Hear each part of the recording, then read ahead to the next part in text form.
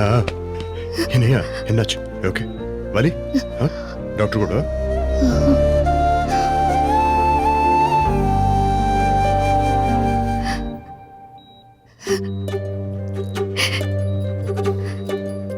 எப்படியோ எமன் கிட்டயே போராடி என்ன மீட்டுட்டீங்க போல.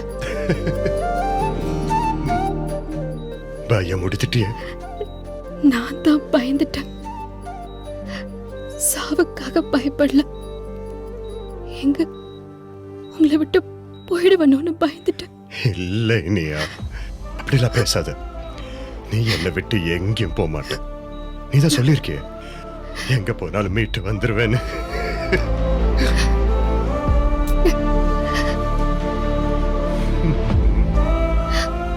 ரொம்ப அழுதீங்களோ? அதெல்லாம் ஒண்ணும் இல்ல சார், முகத்தை பார்த்தாலே தெரியுது. நீங்க பெஸ்ட் ஹஸ்பண்ட் அவார்ட் வாங்குறத நான் பார்க்கணும்னு நினைச்சேன். ஆனா அதுக்குள்ள என்னென்னமோ நடந்துருச்சு. ஜூஸ் கொட்டிருச்சுன்னு வாஷ்ரூம் போனேன். அதுக்கப்புறம் ஆளையே காணோம்.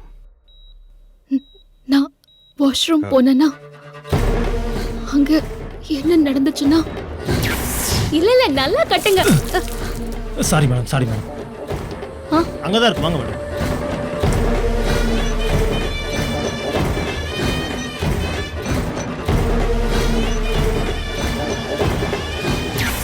சார் சார் கேக்குது சார். சார் ஹெல்ப் பண்ணுங்க, யாராவது வாங்க.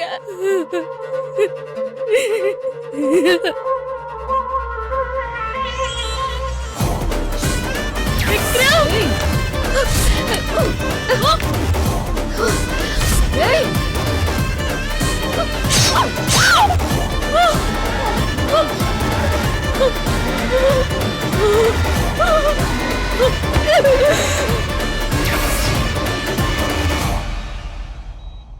இனியா, நீ என் உயிர். உயிரை எடுக்க வந்தது யாருன்னு மட்டும் தெரியட்டும். அவன் செத்தான். இன்வெஸ்டிகேஷன் நடந்துட்டு இருக்கு. ஆனா இப்ப நான் இங்கதான் இருப்பேன். இனியா, இனியா ஒரு விஷயம் சொல்றியா? அந்த ரகு விஷயத்துல அப்படி என்னதான் நடந்தது?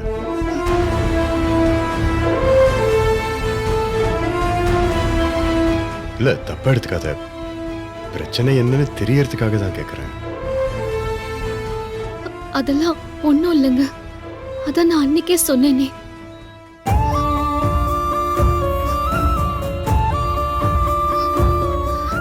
விக்ரம், நடந்தது எல்லாத்தையும் அக்ஷயா என்கிட்ட சொல்லிட்டா. இனியா,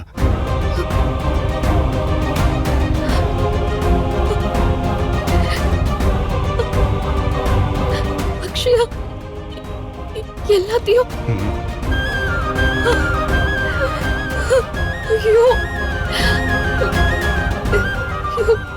விக்ரம், என்னங்க சொல்றீங்க? நீ சர்ஜரியில இருந்தப்போ அக்ஷயா ரொம்ப பயந்துட்டா. அவளே என்கிட்ட வந்து நடந்த எல்லாத்தையும் சொல்லிட்டா. என்னால நம்பவே முடியல. காலில் விழுந்து, கடவுளே, இதை யார்கிட்டயும் சொல்ல வேண்டாம்னு அவகிட்ட சொல்லிருந்தேனே. அத்தை மாமாவுக்கு இந்த விஷயம் தெரிஞ்சா அவங்க தாங்க மாட்டாங்களே.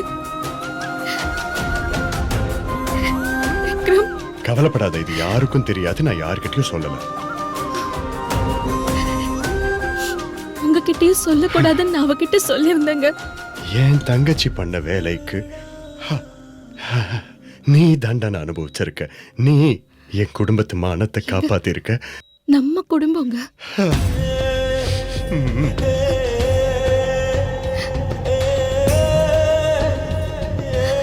இனி நடந்த எல்லாத்துக்கும் நான் உங்ககிட்ட மன்னிப்பு கேட்டுக்கிறேன். பார், லிசன். இப்போ முக்கியமான விஷயம், ரகு விஷயத்துல கடைசியில என்ன நடந்தது?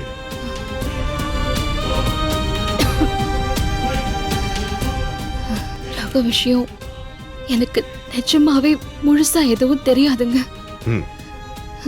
தாலி பிரிச்சு போடுற சடங்கு நடந்துச்சுல, அதுல அவன் பிரச்சனை பண்ணணும்னு வந்தான்.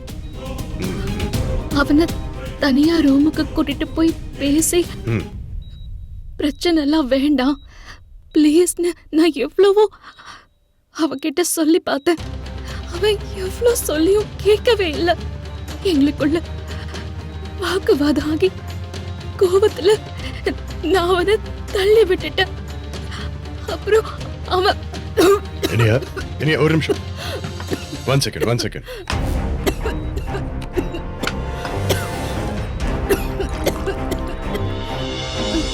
இந்த மெதுவா குடி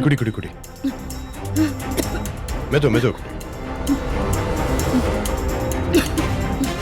கொஞ்சம் ஓகே, இன்னும் கொஞ்சம். ஓகே,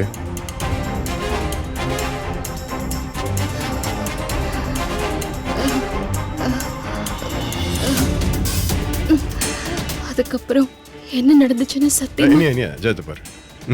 ரொம்ப ஸ்ட்ரெயின் பண்ணிக்காத, எதுவா இருந்தாலும் அப்புறம் பேசிக்கலாம், போதும் விடு. நான் இதை மட்டும் சொல்லிடுறேன் விக்ரம். நான் அவனை தள்ளி விட்டதும் அவன் தலையில அடிபட்டுருச்சு.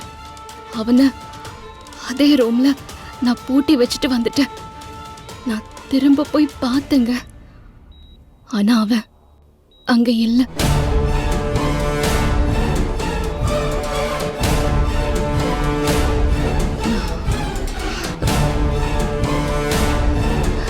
ஏங்க, என்ன கத்தியால குத்துனது யாருன்னு தெரிஞ்சுதா? யாருன்னு ஓரளவுக்கு கெஸ் பண்ணியிருக்கோம். எவிடன்ஸ்லாம் கலெக்ட் பண்ண வேண்டியிருக்கும். யாரா இருந்தாலும் நான் சும்மா விட மாட்டேன் அவனை, அது தெரிஞ்சுக்கோ. வேணாம் விக்ரம், சொன்னா கேளுங்க. எதுவா என்ன மாஸ்க கழட்டி இருக்கீங்க?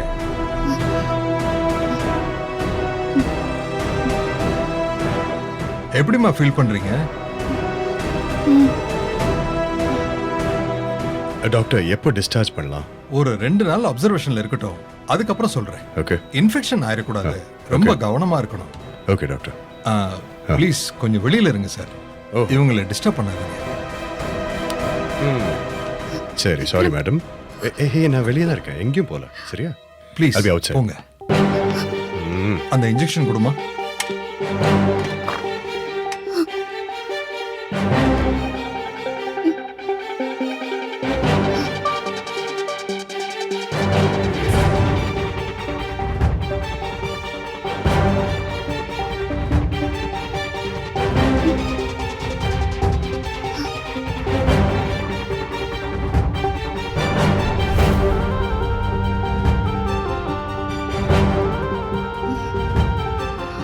நல்லா ரெஸ்ட் எடுங்கம்மா. Okay doctor. ஓகே.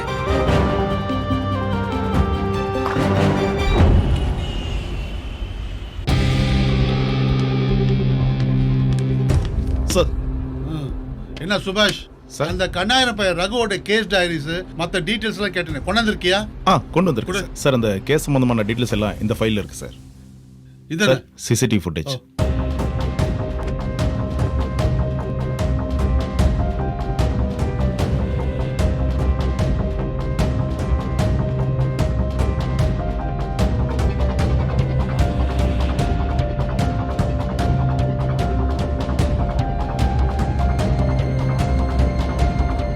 சார், அந்த ஃபைல்ல ரகுவோட கால் டீடைல்ஸ் எல்லாமே இருக்கு சார். அவங்க லவ் பண்ணப்ப எங்கெங்கெல்லாம் போனாங்கன்னா பார்க்கு, பீச், தியேட்டர், இப்படி எல்லா இடத்துலயும் சுத்திருக்காங்க. அவங்க போன இடத்துல இருக்கிற சிசிடிவி ஃபுட்டேஜ் எல்லாம் கலெக்ட் பண்ணி அதோட காப்பி எல்லாம் இந்த பென்ட்ரைவ்ல இருக்கு சார். என்னையா, அந்த ரகுவோட கால் டீடைல் ரெக்கார்ட்ல போன மாசம் நம்ம விக்ரமோட வைஃப், அதான் இனியா கூட அதிகமா போன்ல பேசியிருக்கான். அப்புறம் அக்ஷயான்ற பொண்ணுகிட்டயும் பேசியிருக்கான். அந்த அக்ஷயா விக்ரமோட தங்கச்சி தானே? எஸ் சார், விக்ரம் சாரோட சிஸ்டர் தான். என்ன இவ்வளவு விஷயம் நடந்திருக்கு, விக்ரம் இத பத்தி என்கிட்ட ஒண்ணுமே சொல்லல. அந்த ரகு காணாம போன விஷயத்துல இனியாவுக்கு சம்மந்தம் இருக்க மாதிரியே இருக்கு. இந்த எவிடன்ஸ் எல்லாம் பார்க்கும்போது அப்படிதானே இருக்கு. சார், இனிய மேடம் ரொம்ப நல்லவங்க சார். ஆனா அந்த ரகு தான். யோ, அது எனக்கும் தெரியும். ஒரு போலீஸா நம்ம நட்பு, குடும்பம் இதெல்லாம் பார்க்க முடியாது. இந்த கேஸை இன்வெஸ்டிகேஷன் பண்ணும்போது விக்ரம் கூட நீ தானே இருந்த, உனக்கு தெரியல. அப்ப நீயாவது வந்து என்கிட்ட சொல்லிருக்கணும்ல. சார், விக்ரம் சார் கூட நான் போனதெல்லாம் உண்மைதான் சார். ஆனா நான் விக்ரம் சாருக்கு கீழே வேலை பார்க்குறேன் சார். அவரை மீறி நான் எப்படி சார் பண்ண முடியும்? நீங்களே சொல்லுங்க. விக்ரமுக்கு இனியா மேல சந்தேகம் வந்திருக்கலாம். அது எப்படி சொல்றதுன்னு தெரியாம மறைச்சிருக்கலாம். எதுக்கு விக்ரம் அப்படி பண்ணான்னு தெரியலையே. யோ, இவ்வளோ எவிடன்ஸை வச்சுக்கிட்டு நீங்க எதுக்காக இனியா மேல ஆக்ஷன் எடுக்காம இருக்கீங்க? சார் இந்த கேள்வி நீங்க விக்ரம் சார் கிட்ட தான் கேட்கணும். இதுக்கு நான் எப்படி சார் பதில் சொல்ல முடியும்? என்னது, நீ எப்படி பண்றதா? ஒரு இன்வெஸ்டிகேஷன் நடக்குதுன்னா அது சம்பந்தப்பட்ட அதிகாரி எல்லாமே ரெஸ்பான்சிபிளா இருக்கணும். அவன் ஆக்ஷன் எடுக்காத விஷயத்தை நீயாவது என்கிட்ட சொல்லிக்கலாம்ல. தப்பு பண்ணிட்டீங்க, எல்லாரும் சேர்ந்து பெரிய தப்பா பண்ணிட்டீங்க. உங்களால வச்சு நான் என்ன பண்ணுது? இப்ப எங்கேயா இருக்கான் விக்ரம்? சார் அவர் ஹாஸ்பிட்டல்ல இருக்கார் சார். நான் வேணா போய் கூட்டிட்டு வரட்டுமா சார்? யோ வேணாயா, இனியாதான் கிரிட்டிக்கல் கண்டிஷன்ல ஹாஸ்பிட்டல் அட்மிட் இருக்கா. நாமளே போய் பார்ப்போம். ஓகே சார், போலாம்.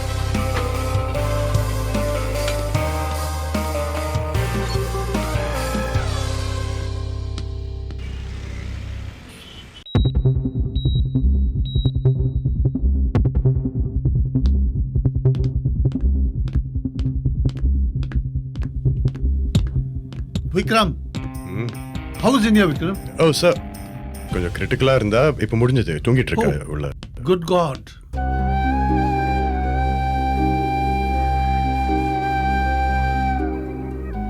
Oh God. நல்லா சக்சஸ்ஃபுல்லா தான் முடிஞ்சது ஆபரேஷன். இதுக்கப்புறம் எந்த ப்ராப்ளமும் வரக்கூடாதுன்னு தான் சொல்லியிருக்காரு doctor. Anyway, it's good progress Vikram. Sir, அந்த பார்ட்டி ஹாலில் சிசிடிவி ஃபுட்டேஜ் ஏதாவது செக் பண்ண முடிஞ்சதா? இல்லை யார் இனியாவை கத்தியால குத்துனாங்கன்னு ஏதாவது க்ளூ? ஓரளவுக்கு கன்ஃபார்ம்டா தெரிஞ்சு போச்சுன்னு தான் சொல்லணும். யார் சார் அது? என்ன சொல்றீங்க? வேற யாரும் இல்லையா, அந்த கண்ணாயிரம் இருக்கான்ல, அவன் பொண்டாட்டி வடிவு தான் இந்த காரியத்தை பண்ண மாதிரி தெரியுது. அவன் மேல எனக்கு ஒரு டவுட் இருக்கு. அப்புறம் என்ன சார், அந்த பொம்பளை தூக்கி உள்ள போட வேண்டியதானே சார்? அப்படியெல்லாம் எதுவும் பண்ண முடியாது விக்ரம்.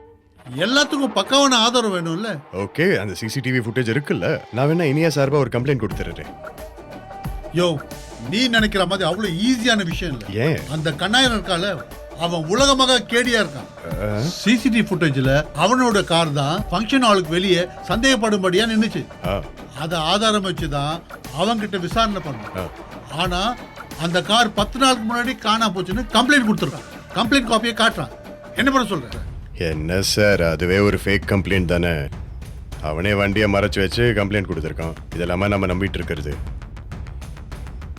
இல்ல சார், அந்த பொம்பளைய தூக்கி உள்ள வச்சு 4 சாத்துனீங்கன்னா அவளே உண்மையெல்லாம் சொல்லிடுவா சார். யோ, நீ வேற சுமாரியா? அந்த கண்ணாயிரம் லேஸ்பட்ட ஆள் இல்ல.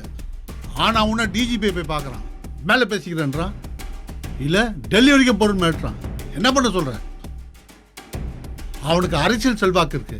இந்த மாதிரி ஆள்னால தான் அரசியலுக்கும் கவர்மெண்ட்டுக்கும் கெட்ட பேர் வரும். சரி, அதெல்லாம் விடு. இப்ப அது பிரச்சனை இல்ல. அவன் பையன் வேற காணுமா? அதை வச்சுக்கிட்டு நம்ம டிபார்ட்மெண்ட் ஆட்டுன்னு ஆட்டுறாயா? நான் கேட்கிறேன், இனியாவுக்கும் அந்த கண்ணாயிரம் பையனுக்கு என்னையா பிரச்சனை? தெரு சார், என்னாச்சு? இப்போ இனியா மேல சந்தேகமா? யோ, நீ தான் அந்த ரகு கேஸ் விசாரிச்ச. உன்னை நம்பி தானே அந்த கேஸை ஒப்படைச்சேன். என்கிட்டயே நீ நிறைய விஷயத்த மறைச்சிருக்க. சாரி சார், நான் இந்த கேஸ் விஷயமா எல்லா டீடைல்ஸையும் சார் கிட்ட சொல்லிட்டேன். ஒரு பொறுப்பான போலீஸ் ஆபீசர் இப்படிதான் நடந்துக்கிறதா? கடமைக்கு முன்னாடி உன் குடும்பம் பெருசா போச்சா? இல்ல சார். செத்த தாயா இருந்தாலும் கட்டின மனைவியா இருந்தாலும் சட்டத்துக்கு முன்னாடி எல்லாம் ஒண்ணுதாயா? Yes sir. ஒரு கேஸை விசாரணை பண்ணா அதுல உண்மையா இருக்கணும்யா. இவ்வளவு நடந்திருக்கு, என்கிட்ட உண்மையா சொல்லிருக்கலாம்ல. ஏன் சொல்ல? உன் வைஃபை காப்பாற்றணுன்ற அக்கறையில உன் கடமையை சரியா செய்யாம தப்பு பண்ணிட்டு விக்ரம். இது நம்ம டிபார்ட்மெண்ட்டுக்கு அசிங்கமா இருக்கு. சார், வேணும்னே எல்லாம் உண்மையை மறைக்கல சார். இந்த கேஸுக்கும் இனியாவுக்கும் ஆக்சுவலா எந்த சம்பந்தமும் இல்லை. அந்த ஃபங்க்ஷன்ல ரகு அவ அடிச்சது உண்மைதான், அவனை கட்டி போட்டது உண்மைதான். ஆனா அவன் தப்பிச்சு போயிட்டான். அவன் எங்க இருக்கான்லாம் அவளுக்கு தெரியாது. அந்த கிரிமினலை நானே சீக்கிரமா கண்டுபிடிக்கிறேன், என்ன நம்புங்க சார். யோ, அது எப்படியா நீ சொல்றது நான் நம்புறது? அதெல்லாம் இருக்கட்டும். போன மாசம் இனியாவோட அந்த ரகு நிறைய போன் கால் பேசியிருக்கான். அது எல்லாமே அவன் போன் நம்பர், கால் டீடைல்ஸ்ல இருக்கு. அதை வச்சு உன் ஒய்ஃப் இனியாவை நம்ம டிபார்ட்மெண்ட் சார்பா விசாரிக்க வேண்டியது. நான் என்ன சொல்றேன் புரியுதா? யோ சுபாஷ் சார், எல்லா டீட்டெயிலும் சொல்லியா? சார், அந்த ரகு காணாம போன விஷயமா அவன் கால் ஹிஸ்டரி லிஸ்ட் எல்லாம் நீங்க எடுத்துட்டு வர சொன்னீங்களே, அவன் கால் ஹிஸ்டரி படி அவன் அதிகமா இனியம் எடுத்துக்கிட்டு தான் சார் பேசியிருக்கான். சரி, சுபாஷ் சொல்றது எனக்கும் தெரியும் சார். சார், இந்த நேரத்தில் நான் உங்களுக்கு ஒரு விஷயம் சொல்லணும். இனியாவை அந்த ரகு வேணும்னே பழிவாங்க திட்டம் போட்டிருக்கான். இனியாவை கத்தியால குத்தினதுக்கும் அந்த ரகுவுக்கும் அந்த கண்ணாயிரத்துக்கும் சம்பந்தம் இருக்கு சார். ஆனா இப்போ அவன் காணாம போனதுக்கும் இனியாவுக்கும் எந்த சம்பந்தமும் இல்லை சார். ஆக்சுவலி அந்த கண்ணாயிரத்துடைய ஒய்ஃப் வடிவை பிடிச்சி விசாரிச்சிங்கன்னா நிறைய உண்மைகள் வெளியே வரும் சார். அதுக்கு எனக்கு பெர்மிஷன் கொடுப்பீங்களா ப்ளீஸ்? யோ விக்ரம், இப்படி அறக்குற ஆதாரத்தை வச்சு அந்த கண்ணாரம் ஒய்ஃபை ஒன்றும் பண்ண முடியாது. நம்ம இப்படி யோசிச்சோம்னா அவங்க வேற மாதிரி யோசிப்பாங்க. அவங்களுக்கு மேல இருந்து செல்வாக்கு இருக்கியா, நம்ம ஒண்ணுமே பண்ண முடியாதியா. என்ன சார் இப்படி சொல்றீங்க? அந்த வடிவு மேல சந்தேகம் இருக்குன்னு சொல்றீங்க. ஆஃப்டர் ஆல் ஒரு காரு காணாம போச்சுங்கிற பொய் கம்ப்ளைண்ட்டை வச்சு அந்த ஆதாரம் பத்தாதுன்னா இப்போ எப்படி சார்? சார் இனியாவை மர்டர் பண்ண ட்ரை பண்ணியிருக்காங்க. It's an attempt to murder case. இது எப்படி நம்ம சும்மா விட முடியும்? இந்த வேலையை என்கிட்ட விடுங்க சார். நானே அங்கே போய் அந்த வடிவை உண்டு இல்லைன்னு பண்ணிடுறேன். யோ விக்ரம், நீ அடங்க மாட்டியா? இனியா மேல அட்டெம்ப்ட் டு மர்டர்ங்கிறது தனி கேஸ். அதுக்கு இனியா குணமாயி வரணும், அவன் நடந்தது சொல்லணும், அவ கம்ப்ளைண்ட் கொடுக்கணும், அவளை தனியா தான் விசாரிக்கணும். நான் சொல்றது உனக்கு புரியுதா? We are police officers. எமோஷனலா முடிவு பண்ணி பேசக்கூடாது, எவிடன்ஸ் வச்சு தான் பேசணும். இப்போ பிரச்சனை என்னன்னா, அந்த ரகு காணாம போன கேஸ் பத்தி தான் இப்ப நம்ம பேசிட்டு இருக்கோம். இதை பார் விக்ரம், ரகுவோட கேஸ் விஷயமா இனியாவை விசாரணை பண்ணணும். ஆனா அதுக்கான சூழ்நிலை இப்ப இல்லைன்னு எனக்கு தெரியும். சார் இனியாவே இப்போ தான் சார் கண்முழிச்சா. எனக்கே இப்போ தான் சார் சில உண்மைகள்லாம் தெரிய ஆரம்பிச்சிருக்கு. இனிமே இந்த கேஸ்ல இருந்து இனியாவை எப்படி காப்பாற்றணும்னு எனக்கு தெரியும். எதுவாக இருந்தாலும் நான் பார்த்துக்கிறேன் சார். விக்ரம், உனக்கு அந்த கஷ்டமெல்லாம் வேண்டாம். உன் ஒய்ஃப் உடம்பு சரியில்லாம இருக்காங்க. இப்போ நீ என்ன பண்றனா, ஒரு 2 மாசம் லீவ் எடுத்துக்கிட்டு அவ கூட இருந்து நல்லா பார்த்துக்கோ. என்ன சார் சஸ்பெண்ட் பண்றீங்க? நாகரிகமா சொல்றீங்களா? புரிஞ்சா சரி. இது சும்மா ஒரு ஃபார்மாலிட்டி தானே. நீ ரிலாக்ஸா இரு. இங்க பாரு, நீ என் பையன் மாதிரி தான். இனியா எனக்கு பொண்ணு. உங்க 2 பேரையும் நான் எப்பவும் விட்டு கொடுக்க மாட்டேன். புரியுதா? இனியா நல்லபடியா வரட்டும். நானே அவகிட்ட வந்து எல்லாம் டீட்டெயிலா பேசிக்கிறேன். என்ன சார், அப்படின்னா நான் இந்த கேஸை டேக் ஓவர் பண்ணிக்கோ சார். யோ, உணர்ச்சிவசப்படாதேயா. விக்ரமுக்காவது 2 மாசம் லீவு, ஆனா உனக்கு 3 மாசம் லீவ் கொடுக்கலான்னு இருக்கேன் சார். சார் சார் அப்போ இந்த கேஸ் இந்த கேஸை விசாரிக்க ஒரு ஸ்பெஷல் இன்வெஸ்டிகேஷன் ஆஃபீஸரை நான் அப்பாயிண்ட் பண்ணியிருக்கேன். அவர் கூடிய சீக்கிரம் அதை டேக் ஓவர் பண்ண ஆரம்பிச்சிருவாரு. அது யார் என்னன்ற டீட்டெயில் நான் உனக்கு அப்புறமா சொல்றேன். You take care of Iniya. Yo Subash, sir. bye. நான் வரேன் சார்.